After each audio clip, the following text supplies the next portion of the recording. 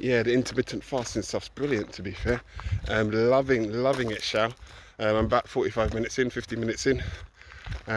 Enjoying all the sort of medical side of things, actually making a lot of sense, especially regarding insulin. Basically, if you're eating a lot throughout the day, your body's producing insulin, which wants to store food, wants to store the sugar, wants to store and produce fat. So if you keep eating, your insulin levels stay high and your body's in the storage state all the time, which makes complete sense.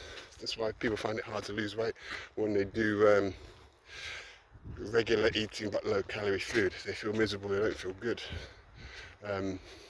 Makes a lot of sense, really. So if you fast your body, you drop your insulin levels and your body moves into a more, I need to use my fat state, like a fat burning state or ketotic state, basically, which means you're not storing fat, you're actually using the fat you have, which is high, as DG says, is higher in energy. You get more of a boost, you feel better, which makes a lot of sense, right? So really enjoying that, actually.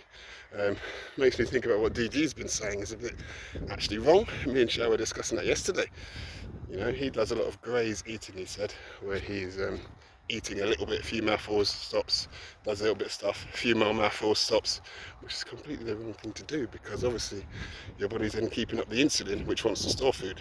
So yeah, you may not be putting on much calorie, but your body's in the wrong state, sort of thing. But I suppose he probably offsets it because he's not eating carbs, so he's not producing much sugar, so maybe that's how he kind of offsets that, because he's not eating sugars, so there's not much for the body to store.